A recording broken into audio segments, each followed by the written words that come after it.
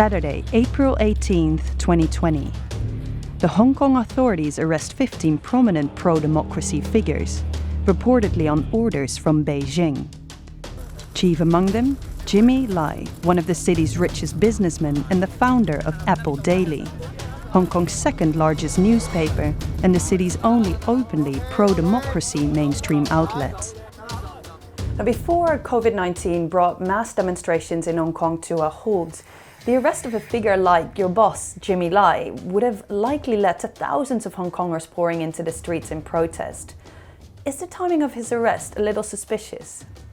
Beijing was not going to let a crisis go to waste. Mr. Lai and Apple Daily have been a thorn in the side of the Beijing appointed government for as long as basically we've been around, since 1997.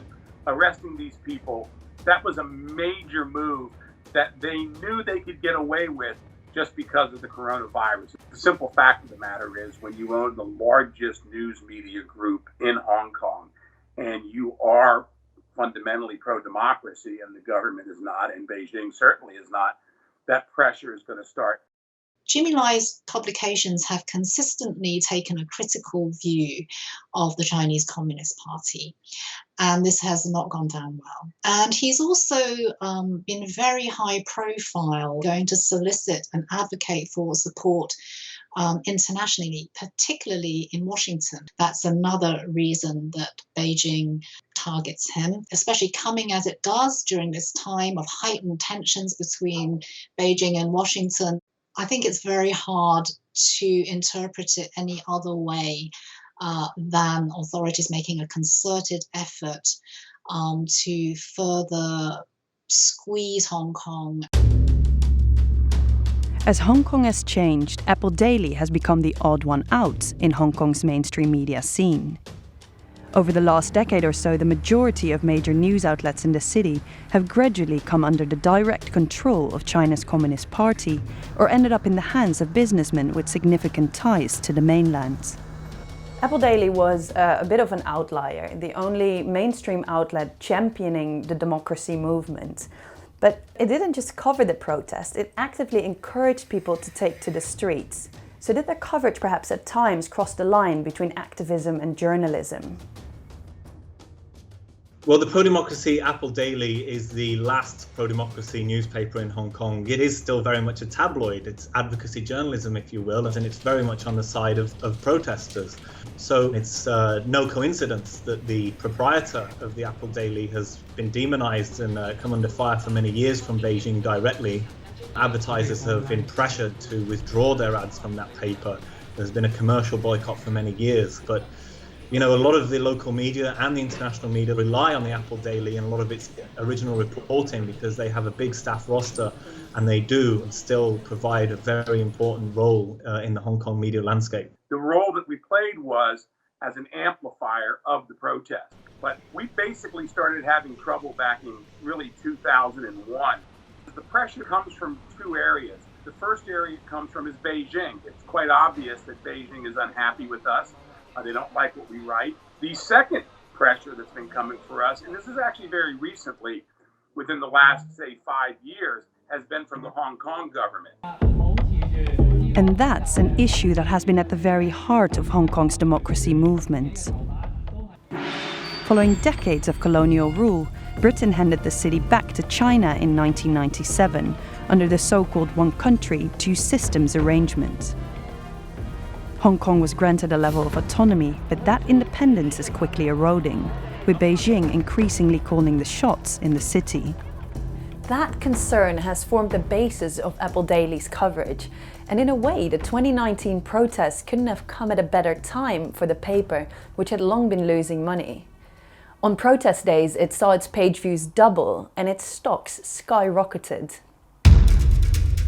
The same could be said for a number of Hong Kong's nascent digital outlets, for which the protest movement presented a news story and even a financial opportunity like no other.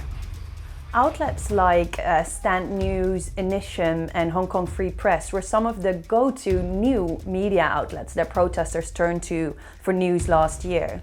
So what was it about your output that appealed to so many on the streets? We are famous for our blogs. Blogs written by ordinary citizens or columns by opinion makers. Even more important, in 2019, we really saw the emergence of online journalists and reporters.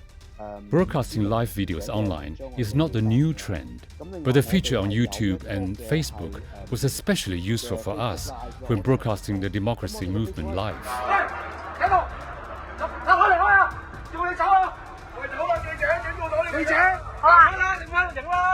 It allowed us to film Hong Kong policemen to document their actions and behaviors on the front line.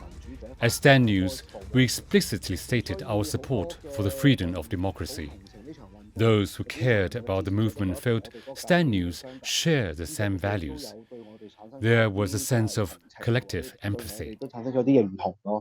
People really saw that the independent and newer outfits were the ones that were showing what was really happening on the front lines, and they didn't feel that they were compromised in the same way that they perceived the mainstream media to be. So there was a real support for these outlets. People would follow their live streams and leave messages referring to individual journalists, commending them, encouraging them. And this also translated into a lot of financial support. I spoke to a journalist from Stand News who told me that at the height of the protest, they were receiving, hundreds and thousands of cards from well-wishers, and inserted into these cards were checks and sometimes even cash. COVID-19 emptied streets once jammed with demonstrators. This past week, there were signs protesters are keen to return, despite the pandemic restrictions. But for now, the numbers are nowhere near what they were in 2019. And for outlets like Stand News, which found its voice, perhaps its raison d'être, in the movement, months of empty streets meant fewer clicks and fewer contributions. For Stand News, the entire movement presented such a change.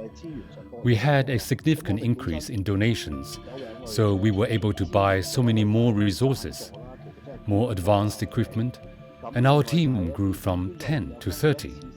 But the pandemic has affected the economy. A lot of our readers who previously sponsored us are newly unemployed. Plus, we have seen fewer conflicts on the streets, fewer demonstrations, so we have fewer live broadcasts, and people have less interest in our platform.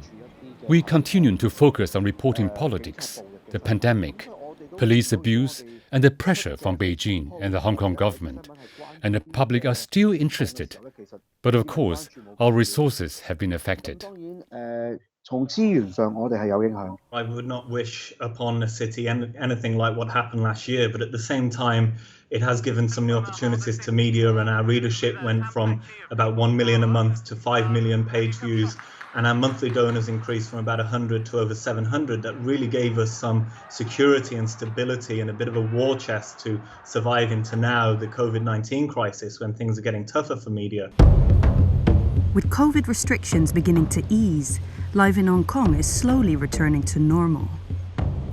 But the protesters and the journalists know Beijing and the Hong Kong authorities saw an opportunity in this pandemic and took it. And their assault on Hong Kong's autonomy and freedoms may in the end prove far more deadly to the press than the virus.